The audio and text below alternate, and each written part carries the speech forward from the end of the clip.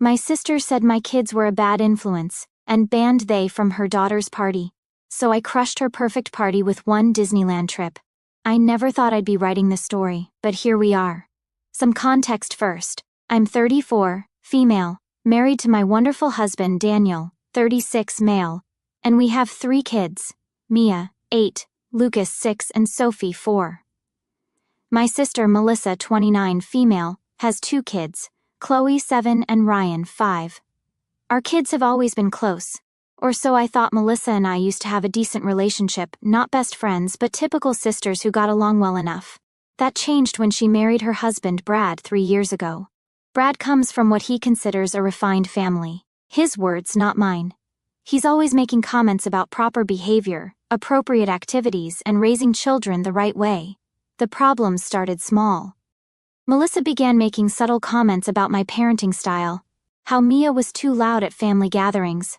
How Lucas was too energetic and needed to learn self-control. How Sophie was too clingy and needed to be more independent. I brushed it off initially, thinking she was just going through a phase with her new husband's influence. But the comments got worse. During Easter dinner, Brad made a show of correcting my kids' table manners while praising his own children's superior upbringing. When Lucas spilled juice on his shirt, Brad actually said, "This is why children need proper guidance, loud enough for everyone to hear." My parents, unfortunately, have always favored Melissa. She was the baby, the easy child, while I was supposedly the difficult one. They've carried this dynamic into our adult lives, constantly making excuses for her behavior while expecting me to be the understanding older sister. Fast forward to last month, my niece Chloe's 7th birthday was coming up, and Melissa was planning a big party. She'd been talking about it for weeks, renting a bouncy castle, hiring a character performer, the works. My kids were excited. They'd been asking about party games and what gift to bring for their cousin. Then came the text from my mom, "Your kids can watch the birthday live stream." I stared at my phone, confused. Watch the live stream? I called my mom immediately. "Mom, what do you mean watch the live stream? We're coming to the party, right?" There was an uncomfortable pause. "Well, honey, Melissa thinks it might be better if your kids don't attend this year." "What? Why?" "She's concerned about... well, she thinks your children might be too much for Chloe's special day." I felt like I'd been punched in the gut. Too much. They're her cousins. They've been at every birthday party since they were born. "I know, sweetheart, but Melissa has her mind made up. She says she'll live stream the party so your kids don't feel left out." I hung up, shaking with anger and hurt. But I thought maybe there was a misunderstanding. Maybe I should talk to Melissa directly. Big mistake. I texted Melissa, "Hey, Mom mentioned something about the kids watching Chloe's party on live stream. I think there might be some confusion." Her response came quickly, "No confusion. Sorry, but your kids have a negative impact on mine. I want Chloe's party to be perfect, and frankly, your children are too disruptive. They can watch from home." I read that message 5 times. Negative impact? Too disruptive? About my babies? I called her immediately. "Melissa, what the hell is wrong with you?" "Nothing's wrong with me," she said coolly. "I'm protecting my children from bad influences." "Bad influences? They're 4, 6, and 8 years old." Mia encourages Qley to be defiant. Lucas gets Ryan worked up and hyperactive, and Sophie whines when she doesn't get her way, which teaches my kids that crying gets you attention. I couldn't believe what I was hearing. "They're kids, Melissa. That's normal kid behavior. Maybe in your house." "Brad and I have higher standards." "Higher standards? You mean being judgmental and cruel?" "I'm done with this conversation. The decision is final. Your kids can watch the party online or not at all." She hung up on me.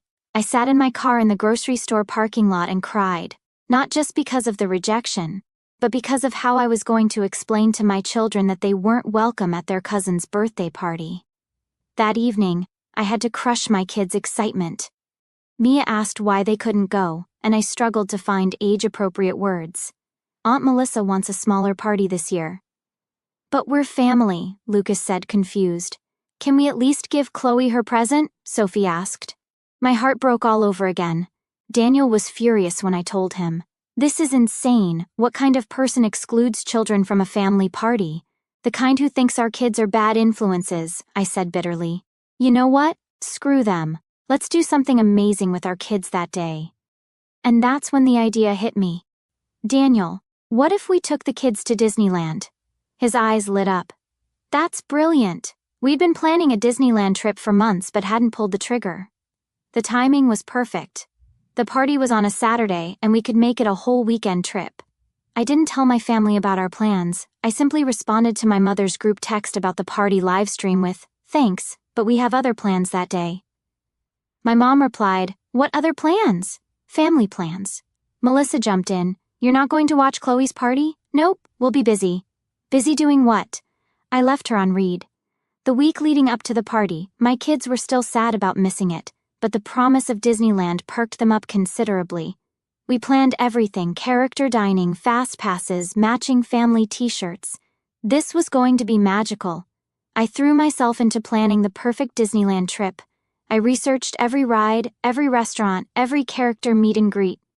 If Melissa wanted to exclude my kids from family fun, then I'd show them what real family fun looked like. Daniel and I stayed up late mapping out our route through the parks, downloading the Disneyland app, and making dining reservations. I even bought the kids special Disneyland pajamas to wear the night before our trip. "Mom, are you sure we can't invite Qley and Ryan?" Mia asked one evening while I was packing our bags. My heart clenched. Even after being excluded, my sweet girl still wanted to include her cousins. "Not this time, baby. This is just for our family." "But they'd love it too. I know they would. But sometimes people make choices, and we have to live with those choices." Meanwhile, the family group chat was getting increasingly awkward. Melissa kept posting updates about party preparations, clearly fishing for responses from me. Photos of the bouncy castle being set up, the elaborate cake being decorated, the character performer in costume. "Qley is so excited," she posted with a picture of my niece in her birthday dress. I didn't respond. My mom tried to play peacekeeper. "The party is going to be wonderful. I wish everyone could be there." The passive-aggressive guilt trip was obvious, but I was done being manipulated. The night before our trip, I helped the kids pick out their outfits. Mia chose her favorite princess dress. Lucas picked his superhero shirt, and Sophie insisted on wearing her tutu with mouse ears. "We're going to have the best day ever," Sophie declared, twirling in her outfit. "Yes, we are," I agreed, taking photos of them being silly and excited. I posted one picture on Instagram with the caption, "Early bedtime tonight. Big day tomorrow," with a sparkles emoji. I didn't specify where we were going, but the Mickey Mouse ears in the background were a pretty clear hint. Saturday morning arrived. We loaded up the car at 6 a.m. for the drive to Anaheim. The kids were buzzing with excitement, and I felt a petty satisfaction knowing we were about to have the most amazing day, while Melissa's perfect party played out. We arrived at Disneyland right as the gates opened. The kids' faces when they saw the castle were priceless. Mia gasped, Lucas jumped up and down, and Sophie clapped her tiny hands. "This is better than any party," Mia declared. Yes, it was. We hit all the classic rides: Pirates of the Caribbean, Haunted Mansion, It's a Small World. The kids met Mickey Mouse, got autographs from princesses, and ate churros for breakfast because vacation rules. I started posting photos and videos on Instagram and Facebook. Not out of spite initially, just excited parents sharing a magical day. Mia grinning with Goofy, Lucas piloting the Millennium Falcon, Sophie hugging Tinkerbell. The pure joy on their faces was everything. Around noon, my phone started buzzing with notifications, lots of likes and comments on our posts. "So magical. Your kids look so happy. Best parents ever." But then I noticed who was viewing our Instagram stories. Melissa had watched every single one multiple times. So had my mom and several family friends who I knew were at the party. I could practically feel the tension building through the screen. Here they were, trying to have their perfect party, while my kids were living their best life at the happiest place on earth. Daniel noticed me checking my phone and grinned. "Getting some attention? You could say that. Melissa's watched our story about 15 times in the last hour. Good, let her see what she's missing." We continued posting throughout the day, a video of Lucas screaming with joy on the Matterhorn, Mia getting Belle's autograph, and curtsying perfectly, Sophie giggling uncontrollably on the teacups. Each post showed pure, uninhibited childhood happiness, the kind that can't be manufactured or controlled. Between Fantasyland and Tomorrowland, I checked the family group chat. Things were getting interesting. Melissa had posted a few pictures from the party, but they looked forced. Qley was smiling, but it wasn't reaching her eyes. The other kids looked like they were going through the motions. Even the adults seemed tense. Then I saw it. A message from my Aunt Sarah, who was at the party. The kids keep asking about Mia, Lucas, and Sophie. They want to know why their cousins aren't here. My mom quickly responded, "They're having their own family day."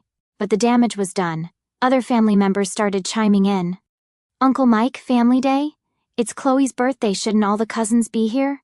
Aunt Sarah, the kids seem confused about why they're not invited. Grandma Rose, I miss those little ones. The party doesn't feel complete. I could practically feel Melissa's panic through the phone screen. At 2 p.m., while we were watching the parade, my phone rang. It was Mom. "Where are you?" she demanded. "Disneyland." "Disneyland? Today? Yep. The kids are having a blast, but Chloe's party is being live-streamed." "Right, so we can watch it from here." Silence. "This is ridiculous," Mom finally said. "You're being petty." "I'm being a good parent. My kids deserved a magical day after being excluded from their cousin's party. You should have told us." "Why? So you could try to talk me out of treating my children to something special?" She hung up. 20 minutes later, Melissa called. "How could you take them to Disneyland without telling us? The same way you excluded them from the party without considering their feelings. That's different. How?" Qley and Ryan are asking why they can't go to Disneyland too. And there it was, the real reason for her call. "Well, they can watch our fun on the live stream," I said sweetly. "That's not funny. Wasn't meant to be. The kids are crying. They want to know why their cousins get to go to Disneyland while they're stuck at a boring party." I almost laughed. Boring party? I thought it was going to be perfect. You know what I mean? Actually, I don't. Your party is live streamed for kids to watch remotely, right? Perfect solution. Stop being a hypocrite. She hung up. The messages started flooding in after that. First from Mom, "This is causing drama at the party. Qley keeps asking about Disneyland instead of enjoying her gifts." Then from Dad, "Your sister's kids are having meltdowns. Can you please just bring them along?" From Melissa, "Please, the kids won't stop crying about Disneyland. Can you come pick them up?" From Brad, "This is extremely inconsiderate behavior." From Mom again, "We'll pay for their tickets if you come get them." But the messages didn't stop there. More family members started weighing in as word spread about what was happening.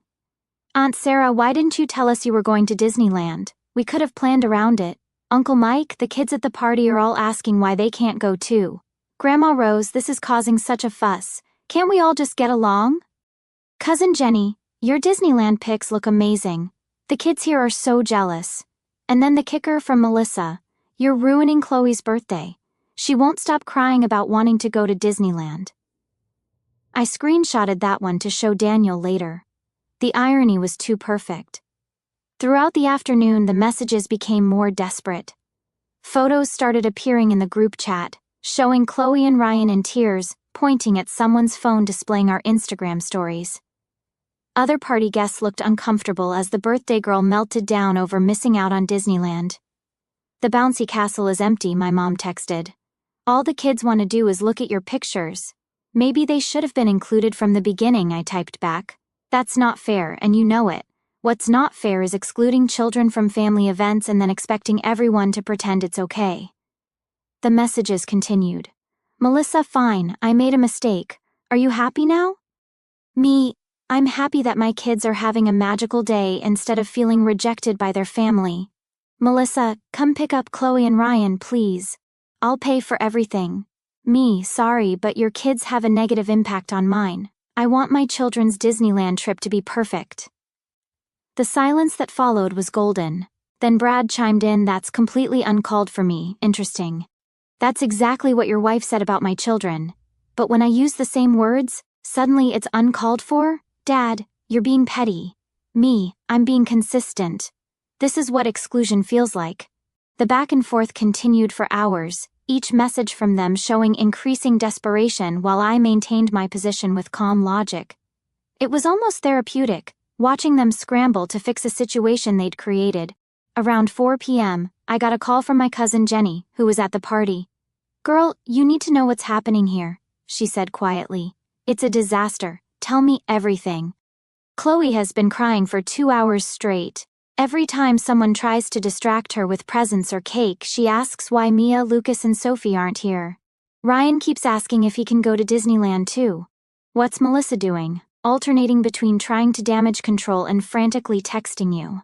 Brad looks like he wants to disappear. Your parents keep trying to get everyone to focus on the party, but half the guests are asking where your kids are, and the other party kids. They've all seen your Instagram posts now. They're asking their parents why they can't go to Disneyland instead of staying at this party. 3 families have already left early. I felt a mixture of satisfaction and sympathy. I hadn't intended to ruin Qley's party, but the consequences of exclusion were playing out exactly as they should. Jenny, I never wanted to hurt Qley. I know that. But Melissa created this situation. She thought she could exclude your kids without consequences, and now she's learning otherwise. I showed the messages to Daniel, who was holding Sophie while she napped against his shoulder after our exhausting morning. They want us to drive 2 hours back, pick up the kids who weren't welcome at our original plans, drive 2 hours back to Disneyland, pay for their tickets and food, and basically become their babysitters. That's exactly what they want. What are you going to say? I thought about it while watching Mia and Lucas share a Dole Whip, their faces sticky and happy. I typed back to the group chat, "Sorry, but your kids have a negative impact on mine. I want my children's Disneyland trip to be perfect, and frankly, adding more children would be too disruptive. They can watch from the live stream." My phone exploded. "Mom, that's cruel. Melissa, you're using my words against me. Dad, this isn't like you. Brad, this behavior is unacceptable." I responded, interesting. When I said the exact same thing about my kids being excluded, I was told to deal with it. But when it affects your kids, suddenly it's cruel and unacceptable? The messages stopped. We spent the rest of the day having an absolutely magical time. The kids rode Space Mountain twice, met all their favorite characters, and watched the fireworks with wonder in their eyes.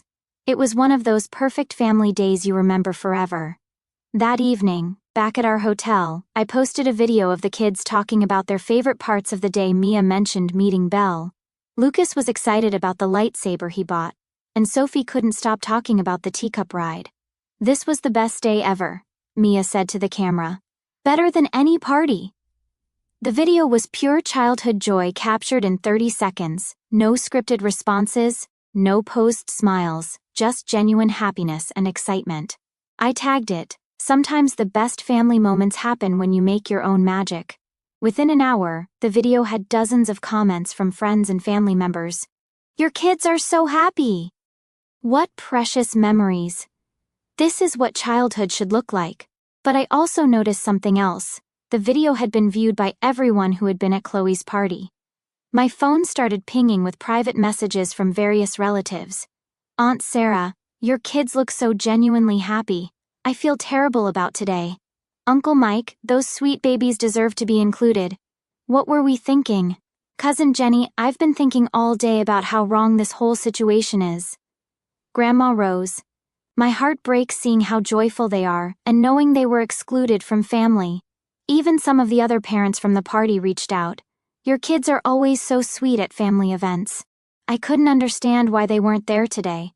My kids kept asking where Mia, Lucas, and Sophie were.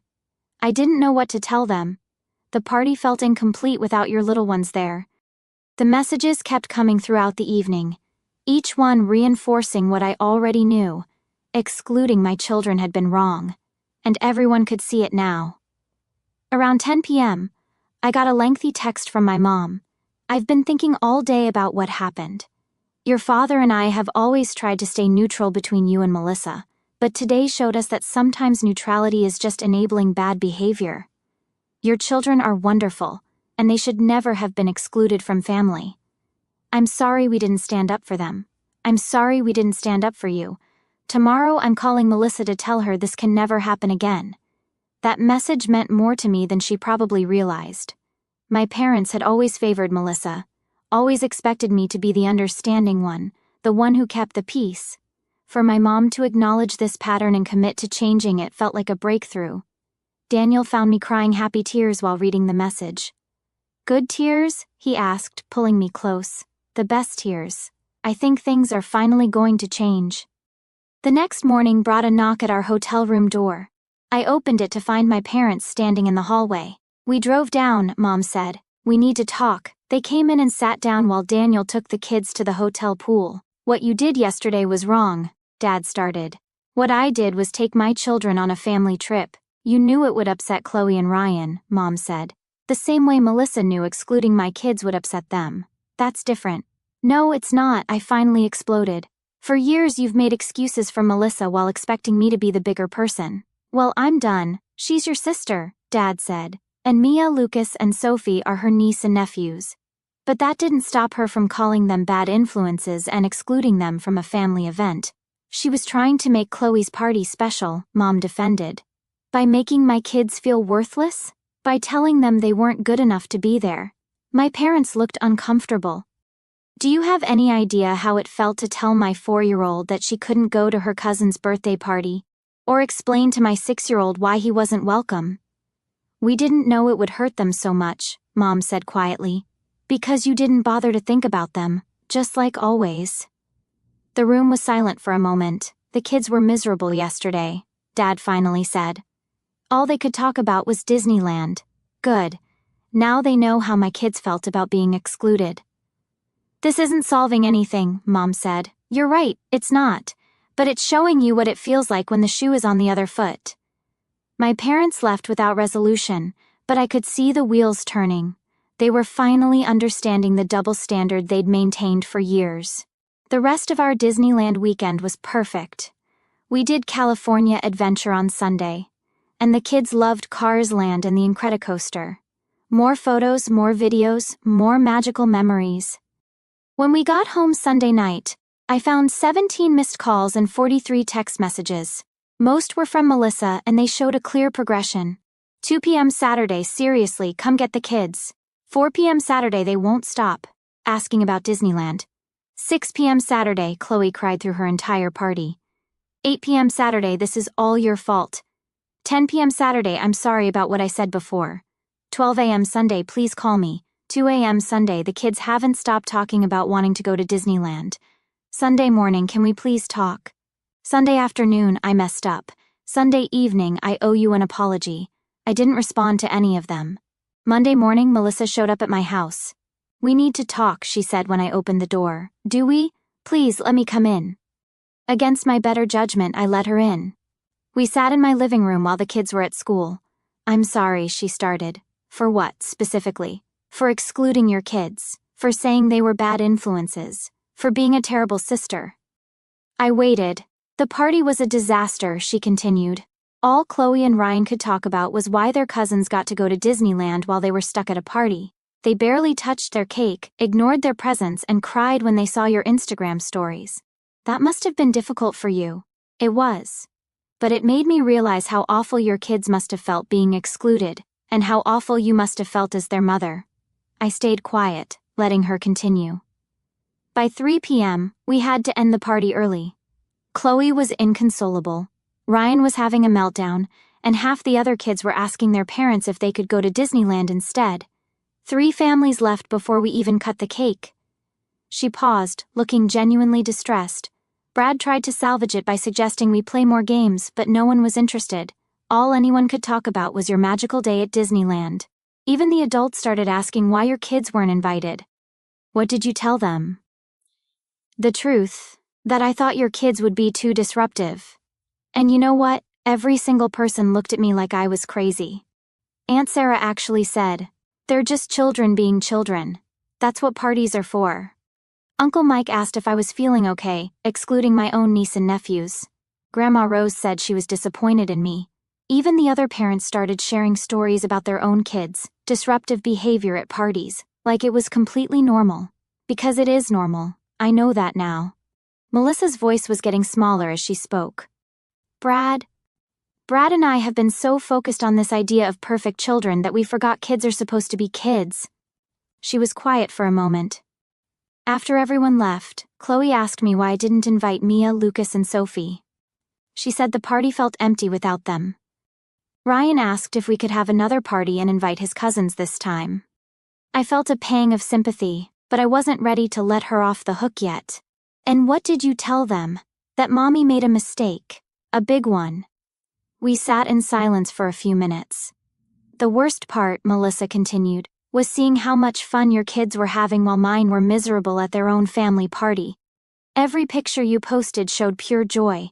Mia's face when she met Belle, Lucas screaming with excitement on the rides. Sophie's pure delight with everything. That's what childhood should look like. My kids have always been joyful, Melissa. The problem was never them. I know that now. Brad's been doing some soul-searching too. He realizes he's been judgmental and unfair. He actually apologized to me yesterday for pushing this perfect behavior narrative. That surprised me. Brad admitting fault wasn't something I'd expected. What changed? Seeing Qley and Ryan so devastated, realizing that all his talk about proper behavior and raising children right had led to us excluding family members and ruining our daughter's birthday. He said watching your kids' genuine happiness on social media made him realize we've been sucking the joy out of childhood. What do you want from me, Melissa? Forgiveness, and would you consider taking all the kids to Disneyland together sometime? We'll pay for everything, hotels, tickets, food, everything. I looked at my sister, really looked at her. She seemed genuinely remorseful, but I wasn't ready to just forgive and forget. Melissa, you called my children bad influences. You excluded them from a family event. You made them feel unwanted and unloved. That's not something I can just get over because your kids had a rough weekend. I understand. Do you? Because this isn't the first time. You've been making comments about my kids and my parenting for months. This was just the final straw. She was quiet. Remember Mia's school play 2 months ago? You made a comment about her being too theatrical on stage. It's a play, Melissa. She's supposed to be theatrical. And Lucas's soccer game? Where you said he was too competitive for celebrating his goal? He's 6 years old and scored his first goal ever. Of course he was excited. And Sophie's tantrum at the grocery store, where you loudly told Brad that some parents don't know how to handle public behavior? She was 3 and tired and overwhelmed. That's normal. Melissa winced at each example. I was wrong. I need to see real change, not just apologies because the consequences finally affected you. What kind of change? Start treating my children with the same love and respect you show your own. Stop making judgmental comments about normal kid behavior. And, most importantly, remember that they're family, not burdens to be tolerated. I can do that. We'll see. Over the next few weeks I watched carefully. Melissa did seem to be making an effort. She invited my kids over for playdates. She defended Mia when Brad made a comment about her being too energetic. She even posted photos of all the kids together, with captions about loving her niece and nephews.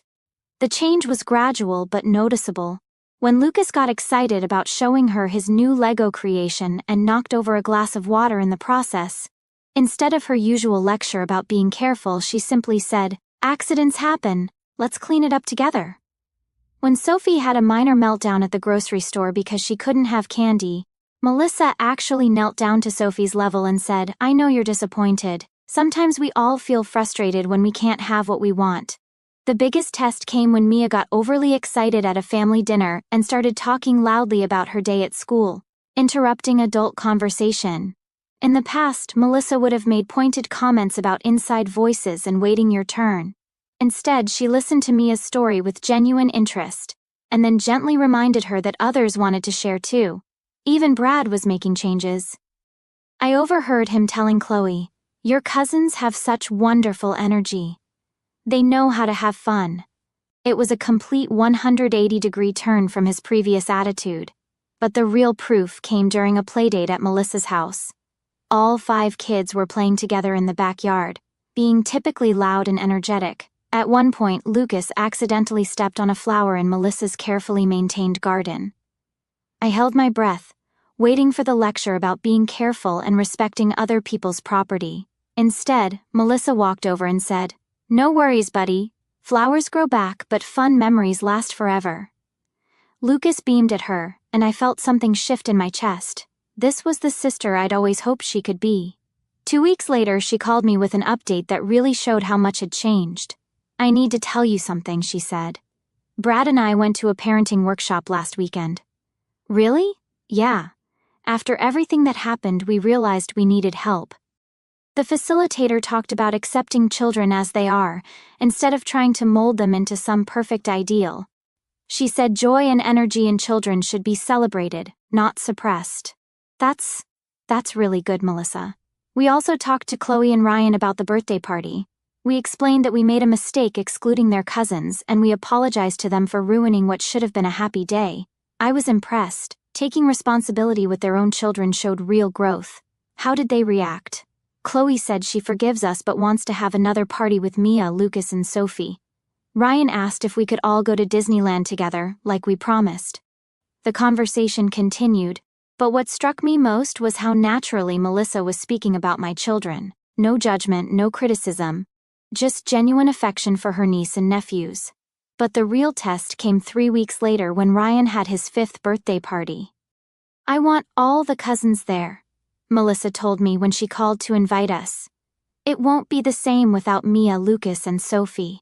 The party was lovely, not perfect. Lucas did spill juice. Sophie needed a few minutes to calm down when she got overwhelmed by the noise.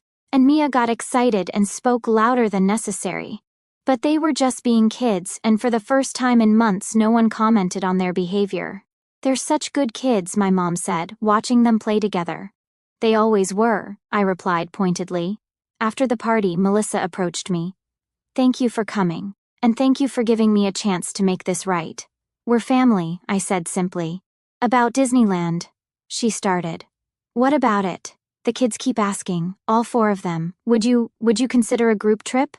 I thought about it. Under certain conditions, name them. No comments about behavior unless someone's actually in danger. No comparing the kids to each other. And if you or Brad make anyone feel excluded or unwelcome, we leave immediately. Deal. And you pay for your own family's tickets and expenses. Obviously. 6 weeks later, we were all at Disneyland together. Both families, grandparents included. It was chaotic and exhausting and absolutely wonderful. The kids had a blast, and even Brad seemed to loosen up, laughing when Ryan got soaked on Splash Mountain. There was one moment that particularly stood out. We were waiting in line for Pirates of the Caribbean when Sophie started getting cranky. Instead of making a comment about her behavior, Melissa knelt down and offered to carry her. "Sometimes big days are overwhelming," she told Sophie gently. "Want to sit with Aunt Melissa for a while?" Sophie nodded and let Melissa pick her up. No judgment, no criticism, just love. That evening, as we watched the fireworks together, Mia leaning against me and Lucas on Daniel's shoulders, I felt something I hadn't felt in months. Genuine happiness with my extended family. "Thank you," Melissa said quietly, appearing beside me. "For what?" "For teaching me what really matters, and for not giving up on us." "We're family," I repeated. "Family doesn't give up." But I also learned something important through this whole experience. Sometimes being the bigger person means standing up for yourself and your children, even when it's uncomfortable. Sometimes it means showing people the consequences of their actions, instead of just absorbing the hurt. The Disneyland revenge wasn't really about revenge at all. It was about showing my kids that they deserved magical moments and family love, regardless of what anyone else thought. It was about demonstrating to my extended family what exclusion felt like from the other side. Most importantly, it was about refusing to let anyone make my children feel less than worthy of love and inclusion. The update to this story is that our family relationships are stronger now than they've been in years. Melissa and I text regularly. The kids have regular playdates, and we're planning a family vacation together next summer. Sometimes, you have to create your own magic to remind people of what they're missing, and sometimes that magic brings everyone home. We just booked our family vacation, a week-long trip to Disney World for all of us. The kids are beyond excited, and honestly, so am I. It's amazing what can happen when you stand up for what matters most. The people you love and their right to be loved in return. Brad even thanked me last week for opening his eyes to what childhood joy really looks like. Apparently, watching his kids experience pure happiness at Disneyland made him realize that perfection isn't the goal. Love is. My parents have also been more mindful about treating all the grandchildren equally. Mom told me recently that she was proud of how I handled the situation, even though it was difficult at the time. As for Melissa, she's become the sister I always hoped she could be. She advocates for all the kids now, not just her own, and has become one of my closest friends. The moral of the story? Sometimes, the best revenge is living well and loving your family fiercely. And sometimes, taking your kids to Disneyland instead of watching a live stream is exactly the magic everyone needed. Even if they didn't know it at the time.